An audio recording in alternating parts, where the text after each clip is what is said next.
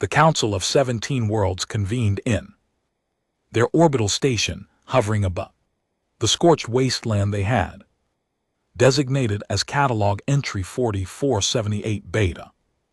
The planet was, by all reasonable metrics, utterly uninhabitable. Let me get this straight, first speaker.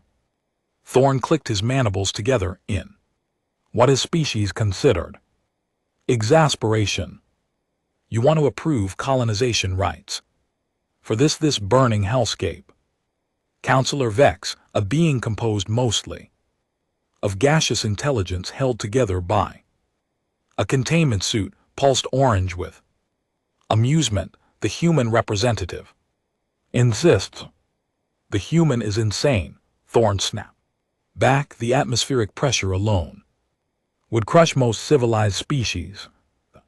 Temperature fluctuates between boiling and freezing within a single rotation. The soil is saturated with compounds that would dissolve our landing gear. And the local fauna, he paused for dramatic effect, his four eyes widening. The local fauna makes our military grade weapons look like household cleaning organisms. All valid points, Vex agreed somehow, managing to sound condescending despite having no actual voice. However, the human paid the filing fee, of course.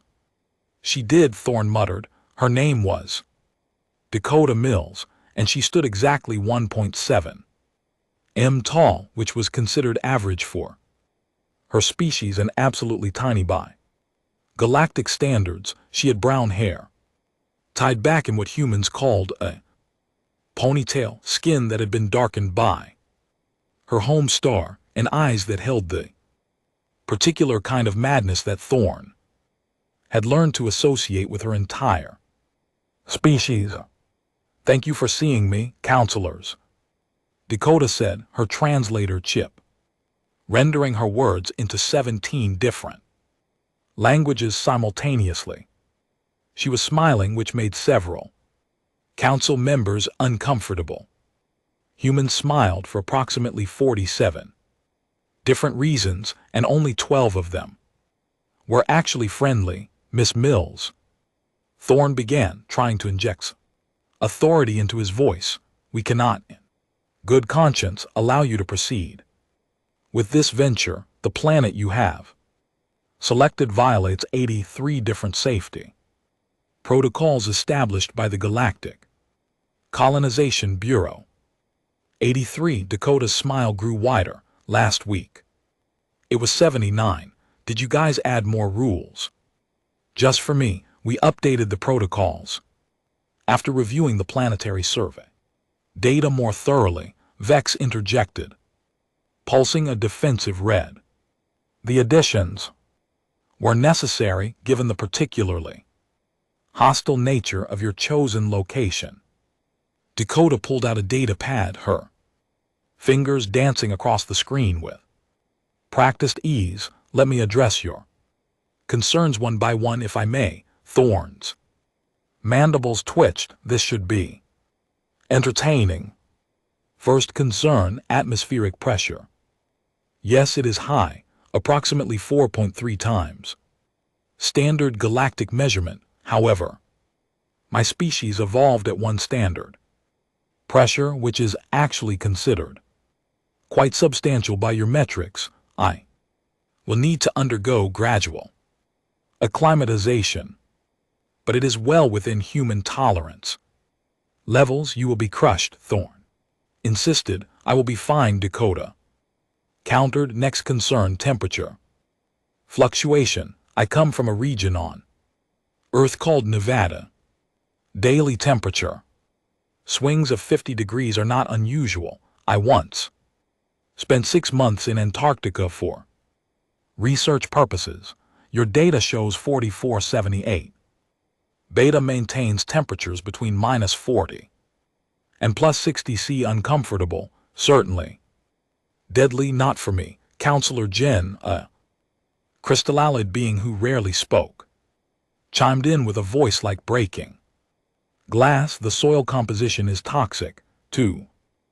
You perhaps, Dakota acknowledged with a respectful nod, but humans have been farming in so-called toxic soil for millennia. We have plants that actually thrive in high metal content earth.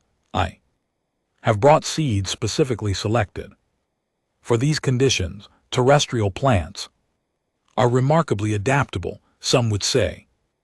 Obnoxiously so. Thorn was beginning to develop what humans would recognize as a headache, though his species experienced it as a pulsing sensation in his secondary brain, and the wildlife you cannot possibly believe you can survive contact with the indigenous species. Dakota's expression shifted to something that made every counselor lean back. Instinctively, it was the look of someone who knew a secret that everyone else was about to learn the hard way. About that, she said slowly, savoring each word. I have reviewed the xenobiology reports extensively. The dominant predator species on 4478 beta is approximately 6 m long, possesses 12 limbs, contains venom sacs capable of producing 8 different neurotoxins, and has armored plating that can withstand most conventional weapons. Is that accurate? Precisely why no sane being would go near that planet, Thorn agreed. Dakota tapped her data pad again, and a holographic image materialized above the conference table. It showed a creature from her home world, something called a dog, though this particular specimen looked like it had been designed by a committee whose only directive was to create something intimidating. This is a Caucasian shepherd, Dakota explained cheerfully. Back home we bred them to fight off wolves and bears. They weigh about 80 kg and can bite with approximately 300 kg of force. We domesticated them. We keep them in our homes. Some people let them sleep in their beds. That is a predator, Vex observed. Pulsing uncertain yellow, that is a pet, Dakota corrected. On Earth we have animals far more dangerous than your 44,478 beta specimens.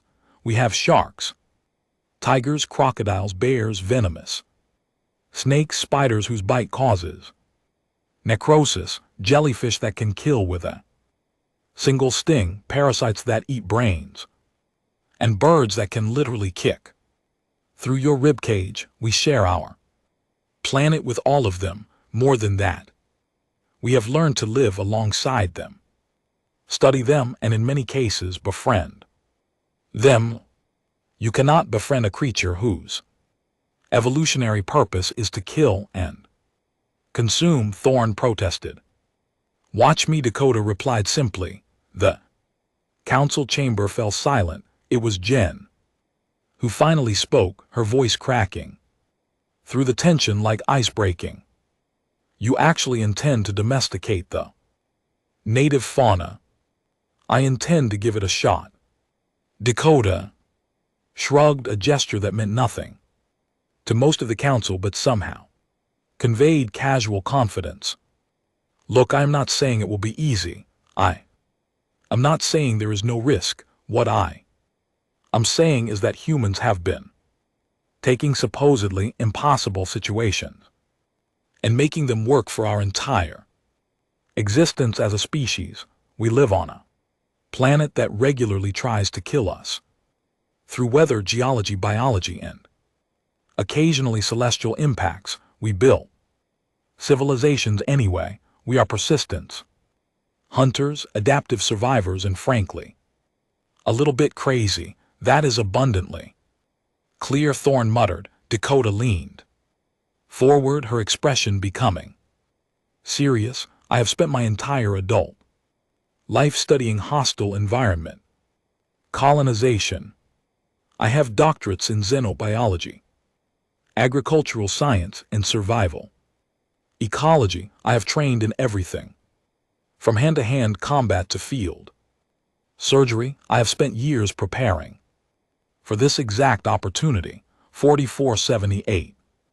Beta is not a death sentence to me. It is a challenge, and humans absolutely love challenges. Vex pulsed. Contemplative purple, even if we approve this insanity, you would be completely alone, no backup, no support colonies.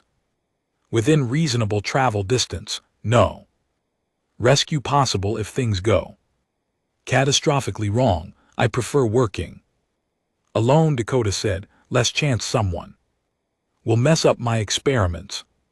Experiments? Thorne felt his earlier headache intensifying. What experiments? Agricultural trials primarily. I want to see what earth crops can survive in high pressure environments with soil compositions different from our home world, also behavioral studies of the local wildlife, atmospheric analysis, geological surveys, and ecosystem mapping. I'm planning to stay at least 10 standard years, possibly longer if initial results are promising. 10 years alone on a hostile world, Jen said slowly, her voice carrying notes of something that might have been respect, or might have been horror. That would drive most species to complete psychological breakdown within 6 months. Good thing I am human then, Dakota replied with that unsettling smile. Again, the council members exchanged glances, a complicated ballet of interspecies communication that Dakota had learned to recognize as them trying to figure out how to say no without technically violating any regulations. Miss Mills, Thorne said finally, we cannot legally prevent you from attempting this colonization. You have met the minimum requirements, paid all necessary fees, and technically satisfy the competency standards. However, we want it officially noted that this council strongly advises against this course of action and will accept no responsibility for the inevitable consequences. Noted and accepted, Dakota agreed. Immediately, I will sign whatever waivers you need. Actually, I brought my own. She pulled up another document on her data pad. Standard human liability release form basically says that if I die horribly, nobody can sue the council, the bureau, or any galactic organization. It has been reviewed by 3 different legal systems and should satisfy all requirements. Thorne read through the document, his translator struggling with some of the more creative legal terminology humans had developed over their litigation. Heavy history, this appears to be in order, though I note with some alarm that it includes specific clauses for death by crushing, burning, freezing, poisoning, mauling, and something called disembowelment. Human lawyers are very thorough, Dakota explained. We have had a lot of practice with dangerous situations. Clearly, Vex observed dryly. The approval process took another 3 hours of bureaucratic procedures, each form requiring signatures, retinal scans, genetic verification, and sworn statements. Dakota handled each requirement with patience that bordered on disturbing. She had clearly expected every obstacle and prepared accordingly. Finally, with all documentation completed and filed in triplicate across multiple databases, Thorne made the official declaration. By the authority vested in me by the Council of 17 Worlds, I hereby grant colonization rights for catalog entry 4478 Beta to Dakota Mills of Earth, May. Whatever gods your species believes in, have mercy on your soul. We have hundreds of different gods. Dakota replied cheerfully. I will pass along your well wishes to whichever ones are listening. She left the council chamber with a spring in her step, already reviewing supply lists and equipment manifests on her data pad. Behind her, the council members sat in stunned silence. She is going to die, Thorne said flatly. Probably, Vex agreed, pulsing resigned. Gray, should we at least monitor the situation? Jen asked. Send observation drones. She specifically requested no surveillance, Thorne reminded them. Privacy rights are very important to humans, something about not wanting to be watched while they work or sleep or exist, apparently. So we just let her go to that nightmare world and wait to see if she survives. Vex sounded almost offended by the concept. We could start a betting pool, Counselor Rex suggested. He was a reptilian species known for their gambling habits. I give her 3 months before the planet kills her. Any takers? 2 months, Jen clicked. The local fauna will hunt her down within 8 weeks, I say.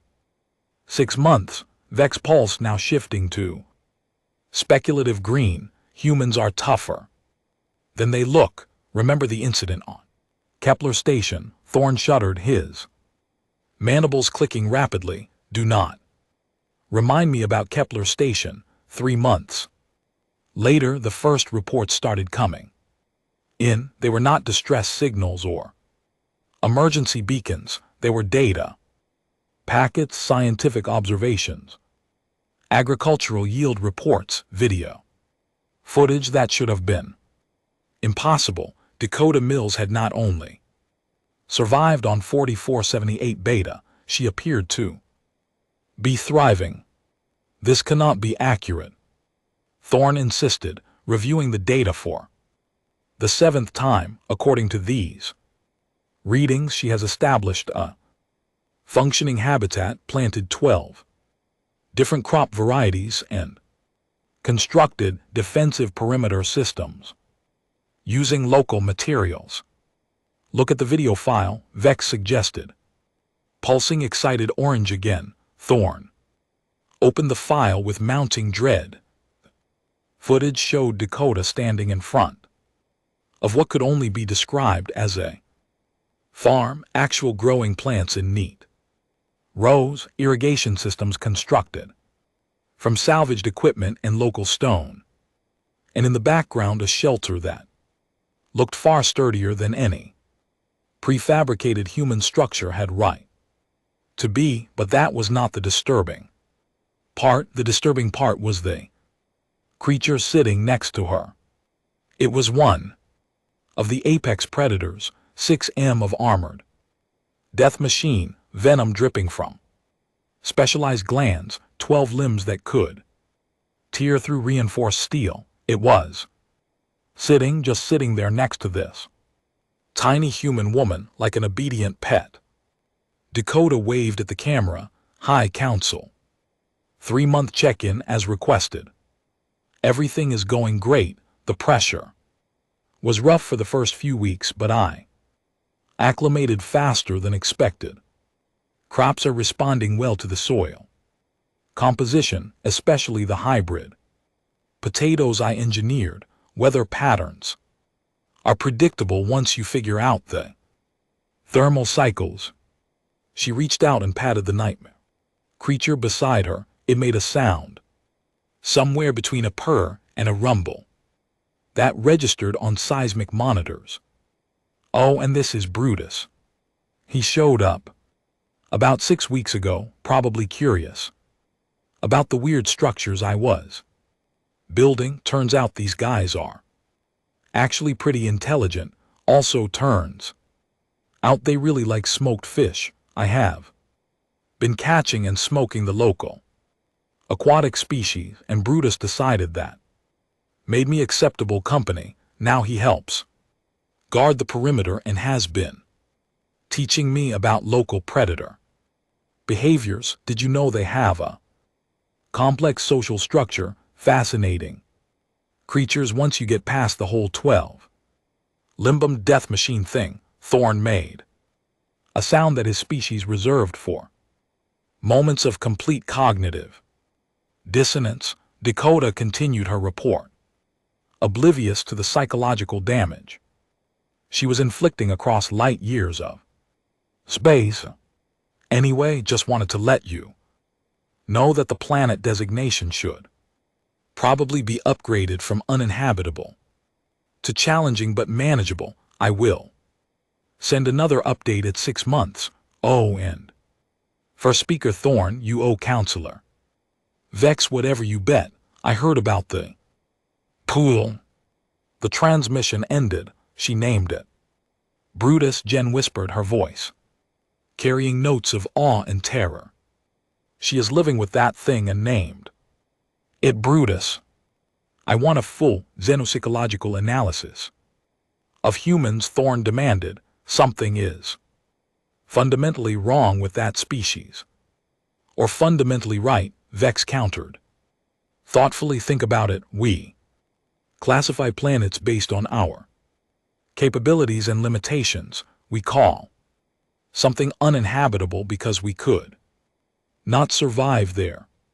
But humans evolved such a hostile environment that our nightmares are their regular Tuesday afternoon. That is a terrifying thought, Rex said.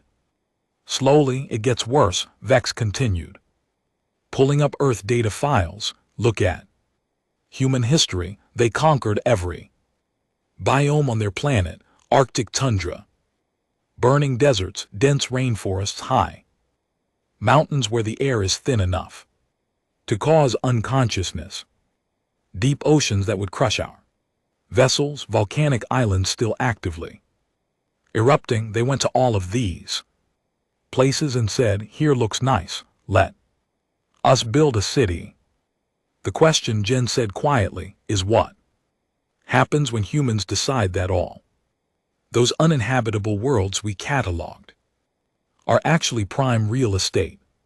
The council chamber fell silent again, but this time it was not the silence of confusion. It was the silence of beings collectively realizing they had severely miscalculated the newest species to reach the stars. We should monitor this more closely, Thorne decided. Not surveillance, official observation for scientific purposes. Agreed, the other counselors chorus. Dakota Mills had no idea she had just become the most watched experiment in galactic history. She was too busy teaching Brutus to fetch. 6 months turned into a year, and the reports from Fort 478 Beta became increasingly absurd. Dakota Mills was not just surviving anymore. She was building something that looked suspiciously like a thriving settlement, and the Council of 17 Worlds was losing what remained of their collective sanity watching it happen. She has 3 of them now, Thorne announced to the emergency session he had called, his voice climbing several octaves higher than usual. 3 apex predators living with her. She named the other 2 Goliath and Princess. Princess? Vex pulsed, confused yellow mixed with hints of hysterical orange. She named a creature capable of producing 8 different neurotoxins. Princess. Apparently, the third one is female and has what Dakota describes as delicate features, Counselor Rex reported, reading from the latest data transmission. His scales had developed a nervous twitch over the past months.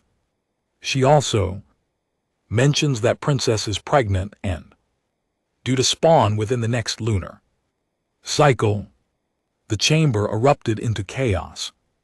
17 different species all tried to express horror simultaneously, creating a cacophony that the translation system struggled to process. Jen's crystalline form actually developed a crack, something that happened only under extreme stress. Pregnant, the human is going to have a litter of those monsters born on her property. It gets more interesting. Rex continued, because apparently the universe had decided today was designated for maximum council suffering. Dakota has begun documenting the reproductive cycle and family structures of the species. She believes they are not actually aggressive by nature, but rather territorial and protective. According to her notes, most violent encounters between these creatures and previous survey teams occurred because the teams accidentally wandered into nesting grounds during breeding season. So the planet is not trying to kill everyone who lands on it, Vex said. Slowly, we were just extraordinarily bad at reading the local wildlife social cues. That would be the human assessment, yes. Rex confirmed. Thorn slumped in his seat, a gesture of defeat. His species rarely displayed in public. What else? Tell me everything. I need to understand the full scope of this situation. Rex pulled up a holographic display showing Dakota's settlement from overhead drone footage. What had started as a single shelter and small garden had transformed into something resembling an actual functioning homestead. Agricultural production has exceeded all projections. Rex began his report with the air of someone delivering news about an incoming apocalypse. She is growing 17 different earth crops, plus 4 hybrid varieties she developed specifically for the local conditions. Yield rates are actually higher than comparable farms on Earth due to the increased atmospheric pressure and unique mineral content in the soil. Of course they are, Thorn muttered darkly.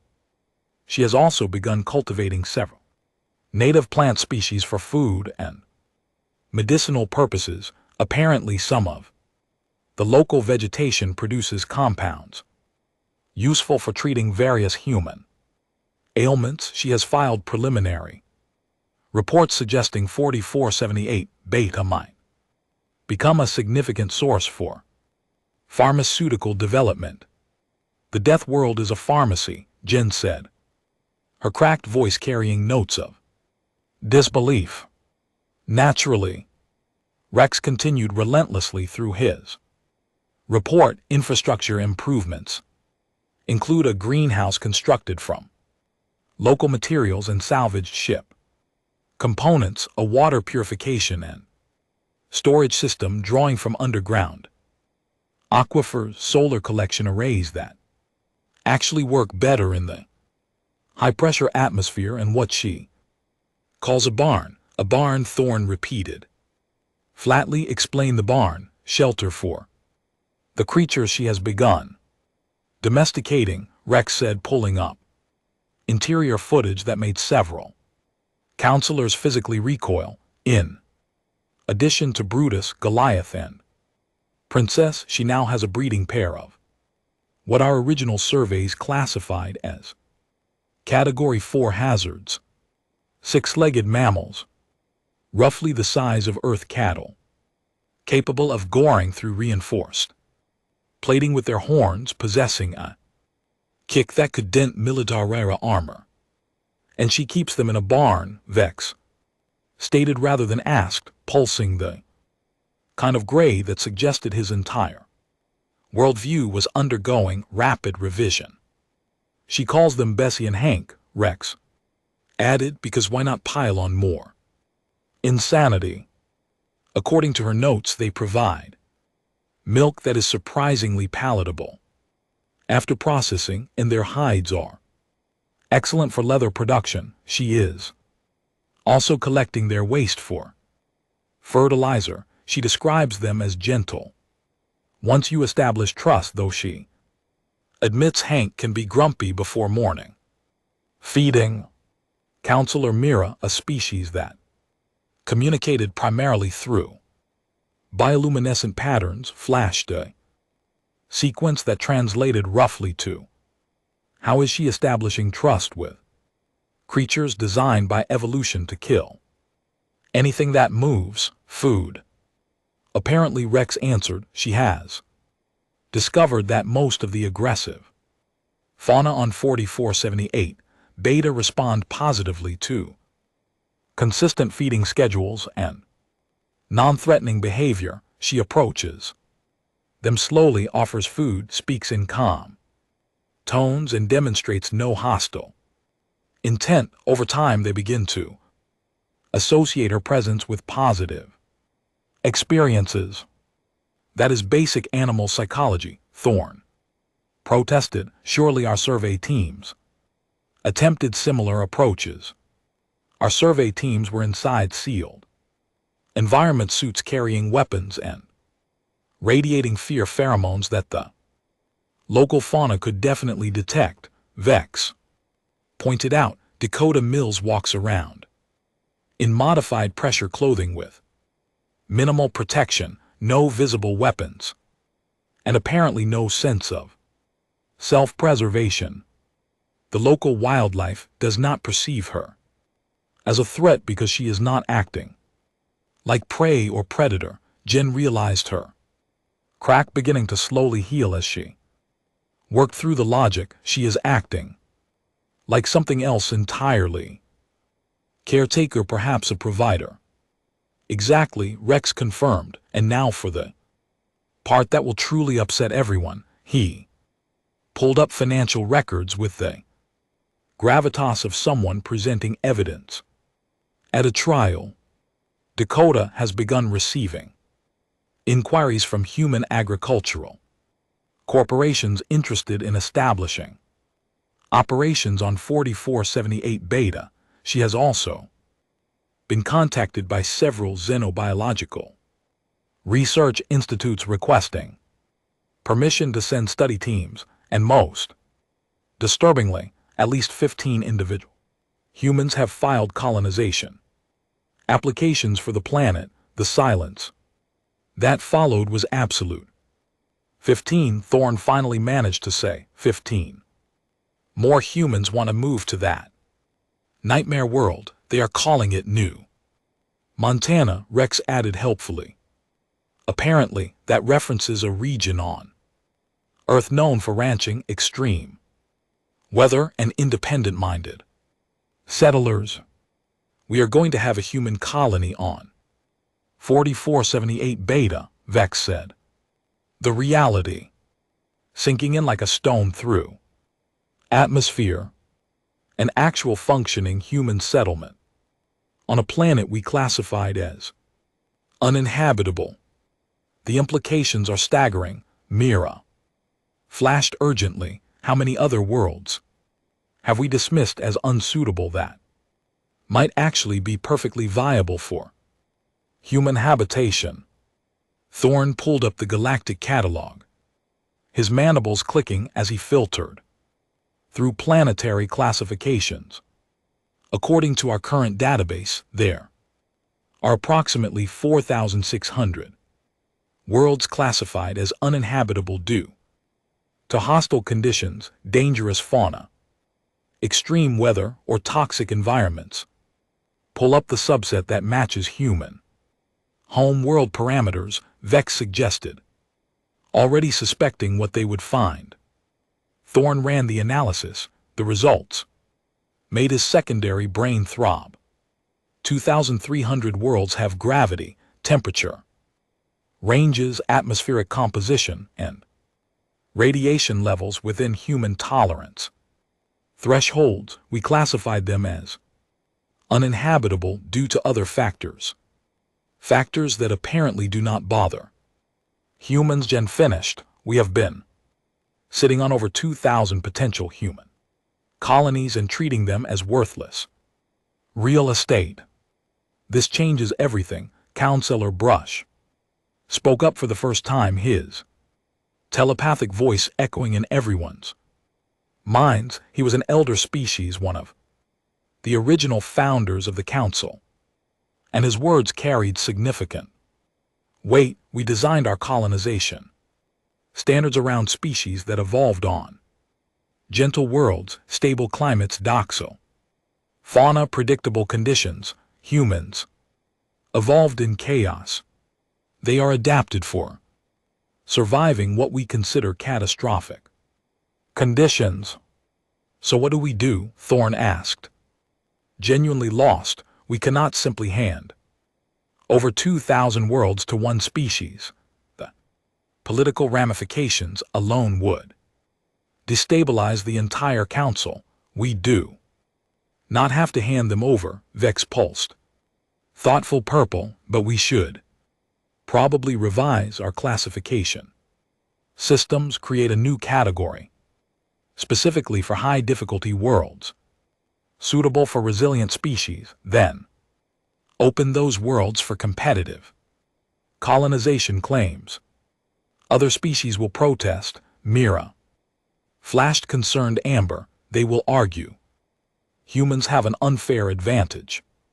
Humans do have an unfair advantage, Rex pointed out. They evolved on a planet that actively tried to murder them for millions of years. That is not humans cheating. That is humans being the product of the most hostile environment any of us have ever encountered. We could require humans to share their adaptation techniques, Brush suggested. Technology transfer, agricultural methods, wildlife management strategies make it a condition of claiming these difficult worlds. That way other species benefit from human resilience while humans get access to planets they are uniquely suited for. That might actually work, Thorne admitted grudgingly, though I suspect many species will decline planets where the local fauna considers them a delicacy. A new transmission alert interrupted the council discussion. It was from Dakota. Mills marked urgent. Thorne opened it with trembling appendages, genuinely afraid of what fresh madness awaited. The video showed Dakota standing in what looked like a significantly expanded settlement, now featuring multiple buildings, extensive crop fields, and a disturbing number of large creatures wandering around peacefully. Hello, Council, Dakota began, and Thorne noticed she looked healthier than she had in the initial transmissions. The harsh planet agreed with her. I wanted to give you an update before things get busy around here. Princess gave birth to 7 healthy offspring 3 days ago. All are thriving and she has been an excellent mother. I have been documenting the developmental stages for the xenobiology database. She gestured behind her where a cluster of smaller but still alarming creatures were playing what looked like a game of chase. The babies are actually adorable. Once you get past the venomous parts, they will not develop full toxin production for another 6 months, so right now they are relatively harmless. Well, harmless by local standards. Dakota walked as she talked, the camera following her through the settlement. I have also made significant progress on infrastructure, built a proper workshop, expanded the greenhouse, installed a communication relay with better range, and started construction on guest housing. Guest housing, Vex pulsed, alarmed red, as if hearing him across the void of space. Dakota smiled, that unsettling human smile. My cousin Marcus and his wife Ellen are arriving next month. They are bringing livestock from Earth, equipment for a larger-scale farming operation, and supplies for establishing a proper medical facility. Marcus has experience with large animal veterinary medicine, and Ellen is a botanist specializing in hostile environment agriculture. They are excited to help expand the settlement. She paused in front of a large pen where Bessie and Hank were contentedly chewing on vegetation that the original surveys had classified as mildly toxic. We are also expecting researchers from the University of New Johannesburg in 3 months. They want to study the native ecosystem and potential pharmaceutical applications. I have agreed to host them in exchange for help mapping the southern continent. Dakota's expression became more serious. I know this probably concerns you. When I applied for colonization rights, it was supposed to be a solo venture, but the reality is that 4478 Beta, or New Montana as we're calling it now, has too much potential to keep to myself. The agricultural possibilities alone could help feed colonies throughout this sector. The indigenous fauna, once properly understood, are not the monsters we thought. They are just animals trying to survive, and they respond to patience and respect. She looked directly at the camera with an intensity that made Thorne deeply uncomfortable. I am formally requesting that the Council reclassify New Montana from uninhabitable to challenging colony status. I am also requesting that colonization applications from qualified candidates be processed through standard channels. We can build something good here, something that proves hostile worlds are not dead ends, but opportunities for those willing to do the work. The transmission ended with Dakota waving goodbye while Brutus lounged in the background looking disturbingly content. The council chamber remained silent for a long moment before Thorne spoke. She is right, I know. Bex pulsed, resigned gray again. That is what makes this so difficult. We need to vote. Fresh stated telepathically. Reclassification of former catalog entry 4478 Beta to colony status pending. Proper safety protocols and qualification requirements for applicants. The vote was unanimous, partly because the evidence was overwhelming, but mostly because every counselor secretly suspected that trying to stop humans at this point would be like trying to stop a planetary orbit. Through strongly worded letters, over the following years, New Montana became a case study in successful hostile environment colonization. The human population grew to 200 permanent residents, all carefully screened for psychological stability and relevant skills. They built a functioning town, complete with farms, workshops, medical facilities, schools for the children that inevitably arrived, and even a trading post for visiting ships. Indigenous fauna, once considered unmanageable threats, became integrated into daily life. Domesticated breeding programs produced animals suitable for agriculture, transportation, and even companionship. Tourists from across the galaxy visited to see the impossible settlement and purchase products made from native resources. Dakota Mills became something of a legend. The woman who looked at an uninhabitable hell world and decided it just needed some work. She gave lectures at universities, advised other colonization efforts, and continued her research into hostile environment adaptation. And Thorne years later found himself standing on New Montana's surface for the first time. His environment suit rated for conditions his ancestors would have considered fatal. Dakota met him at the landing pad, Brutus at her side, looking ancient now but still intimidating. "Welcome to New Montana, first speaker," Dakota said warmly. "What do you think?" Thorne looked around at the thriving settlement, the peaceful integration of species that should have been incompatible, the proof that what his people called impossible was merely difficult. I think, he said slowly, that humans are going to completely reshape our understanding of colonization. Dakota grinned. Good, we are just getting started.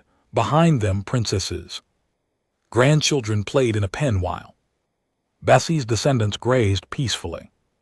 Human children ran past, laughing as they chased each other between buildings constructed from local materials. Air smelled of growing crops and possibility.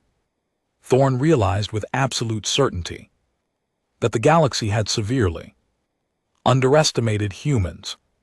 They had not conquered this planet through advanced technology or military might. They had done it through stubbornness, adaptability, and an almost reckless willingness to try what everyone else deemed impossible. Tell me something, Dakota, Thorne asked, as they walked toward the settlement. When you first saw the survey reports, all the warnings about how deadly this planet was, did you ever consider choosing somewhere safer? Dakota laughed, the sound carrying across the high-pressure atmosphere. Safe is boring for a speaker. Humans did not become the dominant species on Earth by playing it safe. We climbed mountains because they were there. We sailed across oceans, not knowing what waited on the other side. We looked at fire and decided to make it work for us.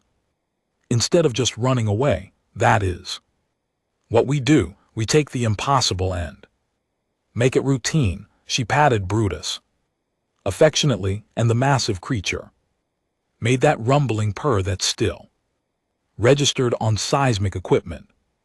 Besides, where is the fun in colonizing a planet that does not occasionally try to kill you? Keeps life interesting.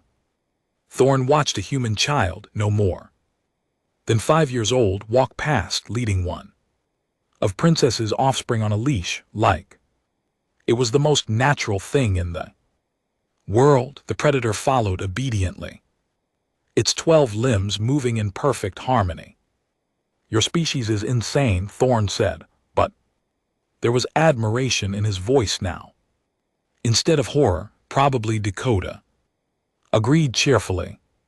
But we are also here, thriving on a world you abandoned as hopeless, so maybe our kind of insane is exactly what the galaxy needed. She was right. Of course, within a generation, humans had established colonies on 47 formerly uninhabitable worlds. They brought life to places other species had written off as dead ends. They proved that hostile did not mean impossible, just challenging, and wherever humans went, they brought their gardens there, determination, and their inexplicable ability to befriend creatures that by all rights should have eaten them.